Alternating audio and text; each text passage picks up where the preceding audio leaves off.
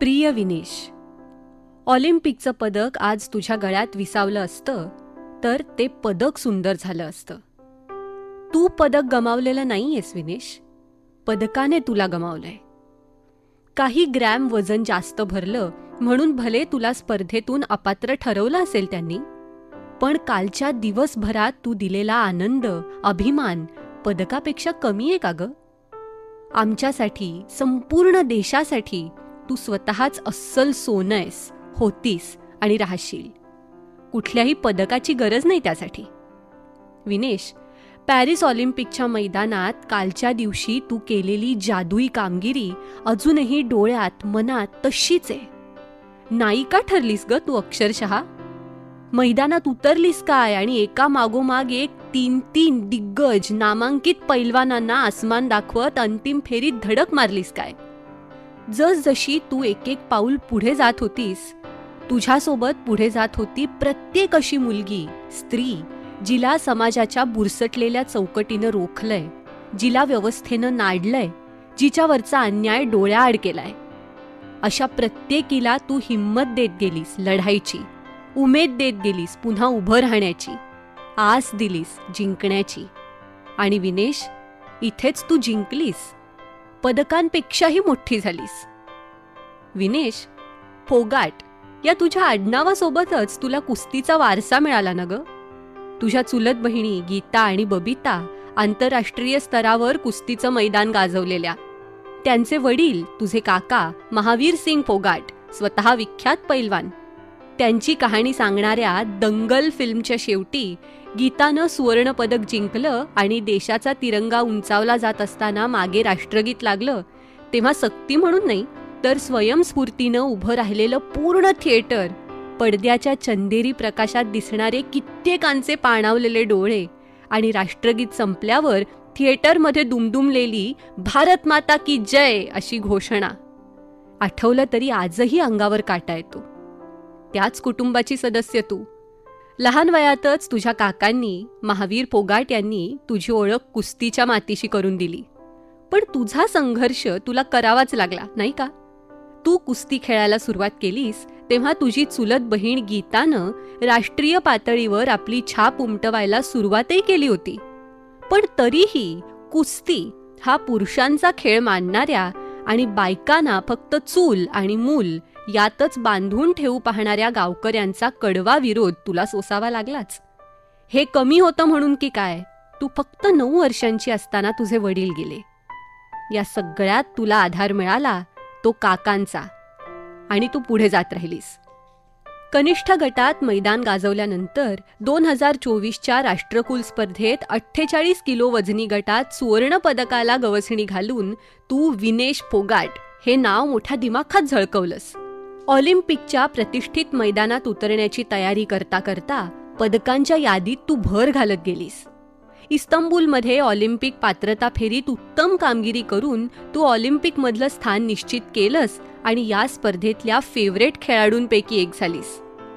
पण जीव तोडून लढल्याशिवाय कोणतंही यश तुझ्या उंजळीत घालायचं नाही असं ठरवलं होतं बहुतेक नियतीनं. आणि त्याचा प्रत्यय रिओ ऑलिम्पिकच्या उपांत्यपूर्व फेरीच्या सामन्यात आलाच.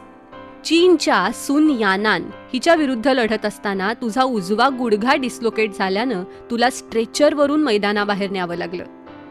त्यावेळी आसवांनी डबडबलेला तुझा चेहरा अजूनही आठवतो. शरीराला होणाऱ्या वेदना त्यात होत्याच ग, पण मनाला झालेल्या वेदना. ऑलिम्पिक पदक जिंकण्याचं तुझं स्वप्न पहिल्यांदा तेव्हा भंगलं ना ग.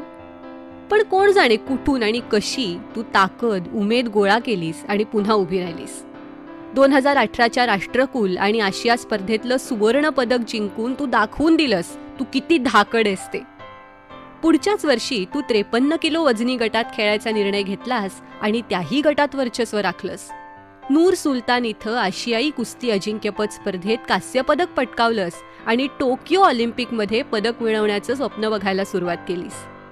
आणि विनेश, तू एकटी नव्हतीस. सगळा देश तुझ्यासोबत हेच स्वप्न पाहत होता. या स्वप्नाच्या दिशेनं तुझं पहिलं पाऊल अगदी दमदार पडलं. स्वीडनच्या सोफिया मॅटसनला तू हरवलंस. पण पुढच्या फेरीत बेलारूसच्या प्रतिस्पर्ध्याकडून तुला पराभव पत्करावा लागला आणि पदकानं पुन्हा तुला हुलकावणी दिली. अर्थात यामागचं कारण काय हे तुलाही चांगलंच ठाऊक होतं आणि तू नंतर सांगितलंस की तुझी शारीरिक मानसिक अवस्था तेव्हा फारशी चांगली नव्हती. नंतर तुझ्या खांद्याची शस्त्रक्रियाही झाली आणि विनेश, 2022 मध्ये तू पुन्हा ताज्या दमानं कुस्तीच्या मॅटवर परतलीस, तीच मुळी पदकांचा धडाका लावण्यासाठी. बेलग्रेडच्या जागतिक कुस्ती अजिंक्यपद स्पर्धेत कांस्य पदक आणि बर्मिंगहॅमच्या राष्ट्रकुल स्पर्धेत तू सुवर्णपदक पटकावलंस. त्याच वर्षी बीबीसीनं तुला Indian sports woman of the year या पुरस्कारानं गौरवलं. 2023च्या आशियाई स्पर्धेत दुखापतीमुळे तुला खेळता आलं नाही, पण ऑलिम्पिकमध्ये उतरताना तू किती सज्ज होतीस हे कालच्या दिवसानं सगळ्यांना लख्ख दाखवून दिलं. काल तुझा पहिलाच सामना झाला तो जपानची डिफेंडिंग चॅम्पियन अग्रमानांकित युई सुसाकी हिच्या विरुद्ध. 14 वर्षांच्या कारकिर्दीत 95 आंतरराष्ट्रीय सामन्यांमध्ये अजेय असलेली, अवघ्या 4 सामन्यांमध्ये पराभवाचा चेहरा पाहिलेली ही जपानी जायंट. सगळं होतं तिच्याकडे, लवचिकता, वेग, ताकद, पण तुझ्याकडे असलेली तडफ आणि द्वेष नव्हता. तुझ्या चेहऱ्यावर दिसत होता तो.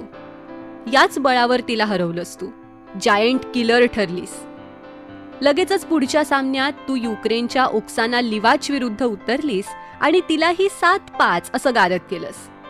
उपांत्य फेरीचा सामना तुलनेनं एकतर्फीच होता नाही का ग?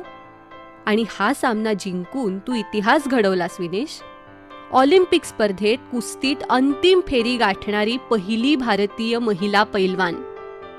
सामना जिंकल्यानंतर मॅटवर उताणं पडून आभाळाकडे बघताना, जिंकल्याच्या आनंदात हात उंचावताना काय काय आलं असेल तुझ्या मनात? तिथपर्यंत पोहोचण्यासाठी सोसावी लागलेली टीका, अन्याय, द्वेष, ट्रोलिंग, शिक्के, तू गिळून टाकलेला अपमान, संताप, ढाळलेली आसवं, दाटून आलेली असहाय्यता, हे सगळं शिंगावर घेऊन तू इथपर्यंत मजल मारलीस आणि हा केवढा मोठा अतुलनीय विजय आहे अगं.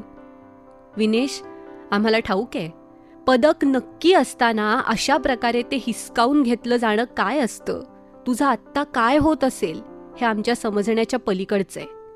तुझं दुःख आभाळा एवढं आहे आणि कुणीही कितीही काहीही सांगितलं तरी त्यावर फुंकर घातली जाणं अशक्य आहे. पण आम्ही सगळे तुझ्या सोबत आहोत विनेश. तुझ्या आत्तापर्यंतच्या आणि या पुढच्या प्रवासातून प्रेरणा घेणारी, उभी राहणारी, लढणारी प्रत्येक व्यक्ती तुझ्या सोबत आहे. हे वादळ ओसरू दे. थोडी थांब, श्वास घे, आधी पूर्ण बरी हो. आज या घडीला जरी तुझी पुढची वाट धूसर, काळवणलेली दिसत असली ना, तरी तिच्या शेवटी प्रकाशच आहे आणि तू तिथपर्यंत पोचणार आहेस विनेश. नक्की पोचणार आहेस.